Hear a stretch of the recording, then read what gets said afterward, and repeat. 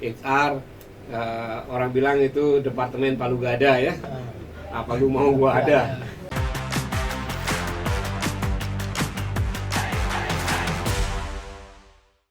Why community relation is important di Bali. Jadi di sini antara perusahaan, warga, dan pemerintah itu harus saling kerjasama, bersinergi. Kalau di tempat lain kemungkinan perusahaan sama pemerintah, tetapi di Bali itu unik, khususnya lagi lebih lagi spesifik. Kalau di Bali itu masing-masing daerah berbeda. Jadi saya yakin ada beberapa teman kita yang di luar Bali sekarang, sebelumnya di Bali akan tahu. Nusa Dua karakternya berbeda. Jimbaran karakter orang maupun bendesanya maupun organisasinya berbeda. Di Kute LPM-nya ya, berbeda. Kemudian Sanur berbeda. Tabanan berbeda. Ubud luar biasa. Nah itu kita Ubud pun masing-masing daerah berbeda. Ada di Tegalalang, ada di Kedewatan, ada di Sayan dan lainnya. Jadi cukup kompleks karakternya. Nah itu yang perlu kita sadari dan kita ketahui, bagaimana sih berhadapan atau menempatkan diri kita, tanda kutip, perusahaan kita di daerah itu. Tentunya orang yang paling dekat atau paling berhubungan langsung, berinteraksi langsung dengan masyarakat maupun pemerintah adalah HR. Ya. HR, orang bilang itu departemen Palu Gada ya. Apa lu mau gua ada. Pokoknya banyaklah istilah mengenai itu. Nah, orang lokal datang, HR yang maju. HR yang maju. Lalu bendesanya datang, ya. HR-nya yang maju. Seperti itu. Mungkin pengalaman saya di tempat saya kerja, kalau kita bisa recall kembali waktu kejadian waktu pandemik pertama. Maret berarti Pak ya? Maret 2020. Case yang pertama di Bali sebelumnya adalah stay dengan saya, walaupun di media belum muncul pertama, tapi muncul belakangan. Tetapi dari aparat, dari dinas kesehatan, dari tentara, polisi, semuanya udah datang ke kita. Yang dicari siapa? HR-nya. Sebenarnya mereka mencari mereka nggak tahu siapa. Dia cari adalah siapa manajer di sini.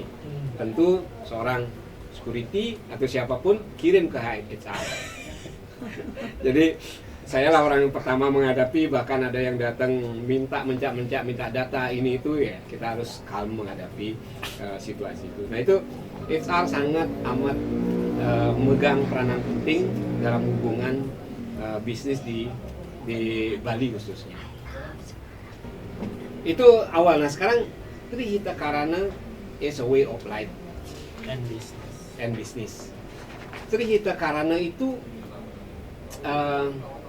memang bahasanya bahasa Sanskerta atau bahasa Bali, yang artinya 3 penyebab membuat kehidupan kita harmoni.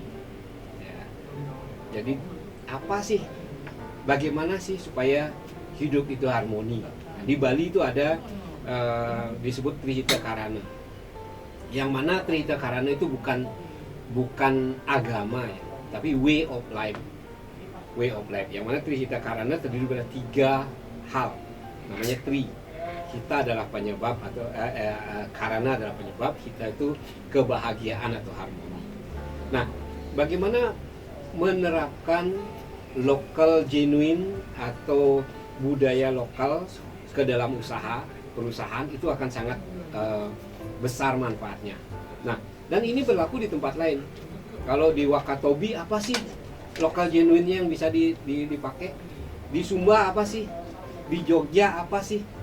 Saya tadi malam mendengar salah satu bupati kalau nggak salah di Sulawesi ya, dia mempunyai satu program pada dasarnya si online bisnis gitu, tetapi dia menggunakan istilah lokal sehingga diterima dengan baik oleh masyarakat karena itu lokal genuine. Nah itu kalau bisa kita menggunakan hal itu juga di tempat kita masing-masing. Nah kebetulan kita di Bali, kita memakai Trihita Karana.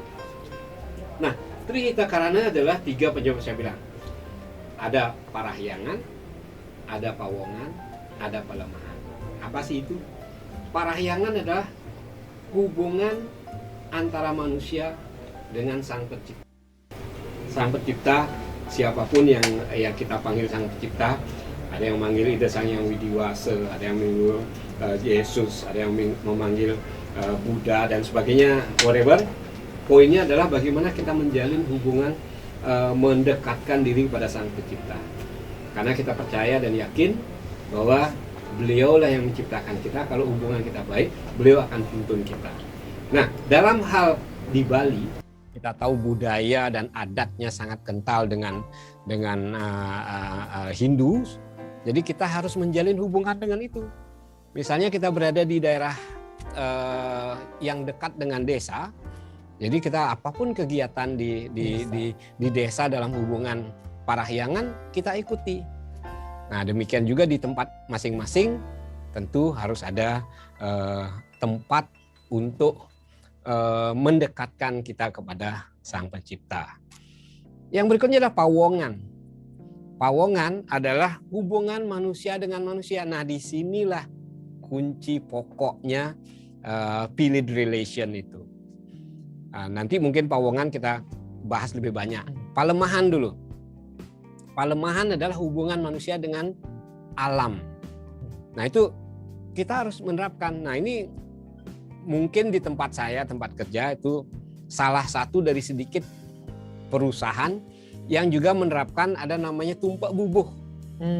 Tumpak bubuh itu adalah perayaan atau penghormatan terhadap tumbuh-tumbuhan yang biasanya itu jatuh pada, kalau tidak salah saya lupa pastinya ya, sekitar 2 minggu sebelum galungan. Yang mana kita menghormati atau menyampaikan atau mendoakan supaya tumbuh-tumbuhan itu memberikan buah, bunga dan sebagainya sebagai sarana persembahyangan. Nah itu pelemahan. Nah kita kembali ke Pawongan. Pawongan yang merupakan hubungan manusia dengan manusia. Nah ini yang cukup kompleks kalau di desa. Pawongan tentu bukan sekedar berhubungan dekat, kenal dan sebagainya. Tetapi juga apa yang bisa kita lakukan?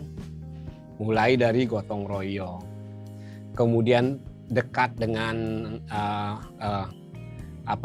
masyarakat, khususnya terhadap pemimpin di daerah itu. Nah, karena di desa, khususnya di Bali, pemimpin itu banyak sekali. Macam-macam, Pak, ya. Macam-macam. Ada kelian adat, ada kelian dinas, ada bendese, ada pecalang, ada LPM. Jadi masing-masing daerah, masing-masing kelompok itu mempunyai kekuatan yang berbeda-beda. Jangan salah juga ada kekuatan di luar yang formal, yaitu kita sebut preman.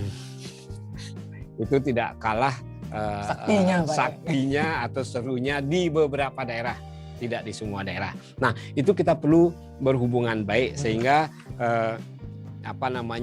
apapun yang kita lakukan, bisnis yang dilakukan oleh perusahaan bisa berjalan dengan baik dan disupport. Ya disupport. Paling tidak terbebas daripada gangguan. Nah, setelah itu baru disupport. Nah itu mengenai Trihita Karana, 3 hal atau 3 way of life. Nah ini Balinese filosofi sudah ada dari zaman dulu. Ini bahkan lebih bagus, tanda kutip, lebih lengkap daripada yang disebut Earth Check dan sebagainya. Itu ada Green Globe dan sebagainya. Mereka tuh rata-rata cuman Pawongan dan pelemahan, hubungan manusia dan hubungan alam. Karena berapa waste management, kemudian penggunaan tenaga surya dan sebagainya. parahyangan tidak disinggung di sana. Hubungan manusia dengan Sang Pencipta tidak dicakup. Nah, di sini di Bali sudah mencakup itu. Lebih kompleks berarti Ya, Pak lebih ya. kompleks dan lebih lengkap. Nah, yang berikutnya kita bicara mengenai social structure influencer. Di Bali itu banyak hal atau structure yang mempengaruhi bisnis. Kita lihat dari Perda atau Pergub, Peraturan Gubernur Nomor 4 Tahun 2019 mengenai kontribusi perusahaan terhadap sekitarnya. Nah, di sana ada bagaimana akhirnya praktek itu mempengaruhi bisnis. Kalau dari Pergub sendiri atau Peraturan Gubernur kalau di Bali sendiri itu ada yang diatur. Di luar itu masih ada. Kalau di Pergub itu lebih banyak ke provinsi yang rata sama di seluruh Bali. Tetapi di luar itu ada yang namanya aweg-aweg, ada prarem. Nah, prarem itu kalau istilahnya anggaran rumah tangga lah. Kalau aweg-aweg anggaran dasar. Nah, di sana biasanya diatur apa sih kontribusi perusahaan terhadap daerah sekitar.